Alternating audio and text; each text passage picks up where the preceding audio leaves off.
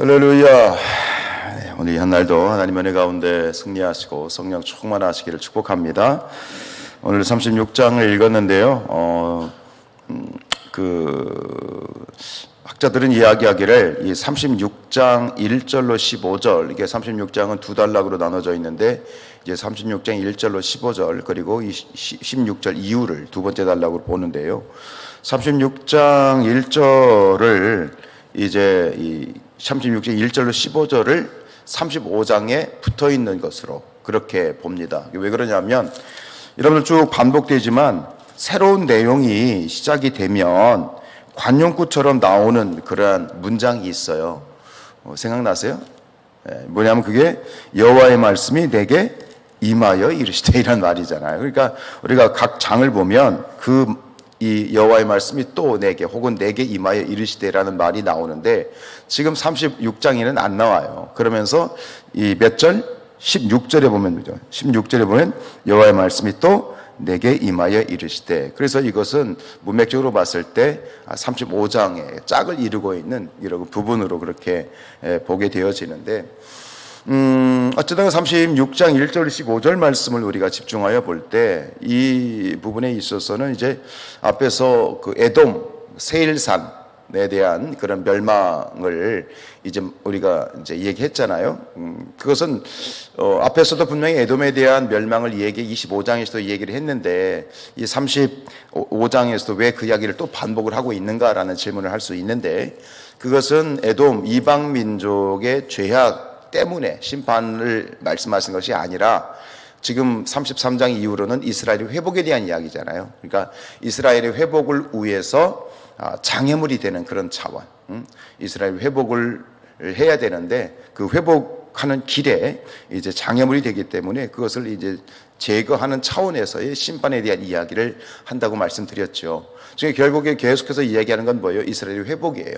회복하리라. 너희들이 지금 이제 BC 586년에 멸망을 당하였지만 너희들의 죄와 우상 숭배와 여러 가지로 인하여서 너희가 심판을 당했지만 그러나 하나님은 다시 무조건적인 은혜로 인하여서 회복할 것이다라고 하는 그런 복음을 계속 말씀을 하고 계시죠. 그러면서 그런 차원에서 똑같이 연속되어지는데, 특별히 오늘 전반절 15절까지 말씀에서 우리가 주목할 건 뭐냐면, 이제 멸망을 당해서 이 예루살렘이 본토가 이방인들에게 빼앗겨 버렸잖아요. 그죠?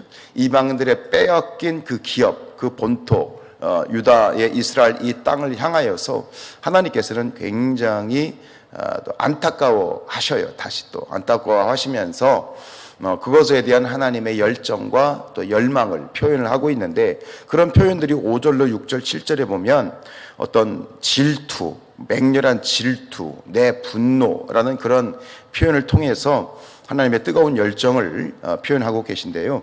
우리 5절, 6절, 7절을 한번 쭉 연달아 읽어볼까요?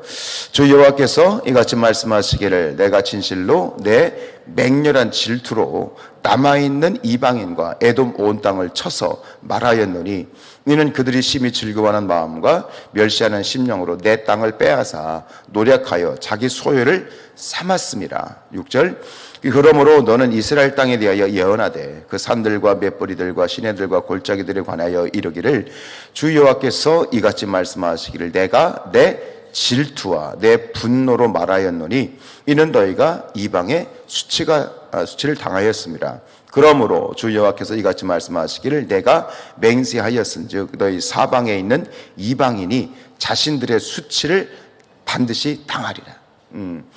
이제는 회복에 대한 이야기를 계속 하시면서 한편으로 어떤 마음을 고백하시냐면 안타깝다. 이방인의 빼앗긴 그러한 이 들판을 보면서 여기서 내 맹렬한 질투 혹은 분노, 이것은 단순한 적개심의 문제가 아니라 선민에 대한 이스라엘 백성들에 대한 안타까운 사랑이라고 하죠. 우리가 사랑이라고 하는 것이 때로는 전혀 다른 모습으로 드러나기도 하잖아요. 그것은 부모가 자식을 사랑하기 때문에 매를 드는 것이죠. 그러니까 매를 드는 손은 더 아픈 사랑인 거잖아요. 어디 일반적인 사랑보다도 더 진한 사랑이 어찌 보면 매를 드는 손과 같은 그런 훈계하는 그런 마음이잖아요. 오늘 하나님께서 말씀하시는 것은 그런 것 같아요. 이 말씀을 이렇게 묵상하다 보면 우리 이 나라가 일제 강점기에 그 빼앗겼던 그래서 빼앗긴 이 조국의 그런 안타까움과 비통함을 노래했던 그러한 노래가 있잖아요. 이상화의 빼앗긴들에도 봄은 오는가라고 하는. 그러니까 빼앗긴 내 조국을 보면서 내 이 한반도를 보면서 정말 피를 토하는 심정으로 안타까이 불렀던 노래가 바로 이 시잖아요. 빼앗긴들에도 봄은 오는가. 마찬가지로 이 빼앗긴 그러한 유다의 이스라엘 땅을 보면서 정말 절규하는 마음으로 하나님이 오늘 이 말씀을 주시는 거예요. 그러니까 이 시편 속에서 하나님의 안타까운 절규, 피를 토하는 것 같은 그러한 하나님의 마음을 우리가 읽을 수 있어야 되죠. 우리 하나님께서는 당신의 백성들, 당신의 자녀들을 향하여 한 번도 그저 멀찍이 바라보시면서 관망만 하신 적이 일도 없으세요. 그렇게 생각되십니까? 하나님은 절대로 우리를 관망하는 태도로 보신 적이 없어요. 지금 이 심판도 하나님이 관망하셨기 때문에 멀찍이서 그냥 될 대로 되라 라고 내버려 두셨기 때문에 지금 이 유다의 심판이 임한 게 아니죠. 그렇죠? 오히려 하나님께서 더 적극적으로 개입하셨기 때문에 심판이 임한 거예요. 하나님은 당신의 백성들에 대하여 하나님의 사랑하는 그 백성들에 대하여 한 번도 멀찍이서 내버려 두신 적이 없다. 결국 이 심판은 하나님의 더 아픈 사랑이다 라고 말할 수 있지요. 오늘 하나님의 마음에 대해서 우리가 조금 더 깊이 묵상하기를 원하는 것은 우리 하나님께 우리 성도들과 교회는 정말 보배롭고 존귀한 그런 존재인 줄로 믿습니다. 그야말로 눈에 넣어도 아프지 않은 그런 자녀가 바로 하나님에게 우리 자신이지요. 그래서 하나님께서는 사랑하는 자를 위해서는 우리는 기꺼이 희생을 하지 않습니까? 하나님께서 정말 눈에 넣어도 아프지 않은 우리를 위해서 정말 보배롭고 존귀한 우리를 그렇게 여기시기 때문에 하나님께서는 기꺼이 이 세상에서 볼 수 없는 최고의 희생을 치르셨죠. 그 희생이 뭡니까? 하나밖에 없는 아들, 당신과 같은 본체이시면서 하나밖에 없는 아들 독생자인 예수 그리스도를 십자가에 내어 주심으로 말미암아 그 사랑을 우리에게 확증하시지 않았습니까? 그래서 우리가 흔히 하는 얘기로 우리가 얼마짜리인가, 우리의 가치가 얼마인가라고 했을 때 복음이 얘기하는 건 우리는 십자가짜리다라는 그런 얘기를 하지 않습니까? 십자가의 희생을 치를 만큼, 그런 기꺼이 독생자를 주실 만큼 우리는 하나님께 보배롭고 존귀한 자다라고 하는 사실을 다시 한번 인정합니다. 여호수아서 2장 19절 말씀에 보면 하나님을 어떻게 표현하고 있냐면 그는 거룩하신 하나님이요 질투하시는 하나님이다 라고 그렇게 말씀하십니다. 하나님은 질투하시는 하나님이십니다. 이것을 우리는 보통 질투하면 부정적인 것으로 보지만 하나님은 왜 질투하는 하나님이실까? 그렇게 말씀하실 수 있는 이유는 뭐냐면 하나님과 우리의 관계 때문에 그렇습니다. 하나님과의 관계는 우리는 언약을 맺은 관계잖아요. 그래서 성경에서 이런 언약의 관계, 하나님과 우리 인간의 관계를, 언약의 관계를 무엇에 비유하냐면 혼인 관계에 비유합니다. 결혼 관계에 비유합니다. 여러분, 결혼한 이 부부가 서로가 서로에게 질투하는 것은 당연한 것입니다. 그죠? 왜냐하면 부부이기 때문에 질투하는 겁니다. 부부이기 때문에. 예레미야서 22장 2절에 보면 이런 말씀이 있어요. 가서 예루살렘의 귀에 외칠지니라 여호와께서 이와 같이 말씀하시기를 내가 너를 위하여 내 청년의 때의 인애와 내 신혼 때의 사랑을 기억하노라. 하나님께서는 당신이 이스라엘 백성들이 정말 어렵고 힘든 상황 가운데에서 하나님을 뜨겁게 사랑했던 그때의 기억을 무엇에 비유하시냐면 신혼 때의 사랑으로 비유하세요. 그러니까 하나님과 우리의 관계는 이런 거예요. 당연히 내 사랑하는 아내에 대해서 혹은 내 사랑하는 남편에 대해서 우리는 질투하게 돼요. 질투할 수밖에 없어요. 왜 그렇죠? 사랑하니까요. 그게 관계예요. 그것을 오늘 하나님께서는 우리에게 기꺼이 말씀하세요. 나는 질투하는 하나님이다 라고 말하고 있는 거예요. 내 아내를 사랑하죠? 내 아내를 사랑하면서 다른 여자를 사랑할 수 있나요? 여기 뭐가 그럴 수 없는 거예요. 내 남편을 사랑하죠? 내 남편을 사랑하면 다른 남자를 사랑할 수 있나요? 속으로는 그럴 수 있을 것 같은데 뭐 그런 말씀하신 생각하는 것 같은 아닌가요?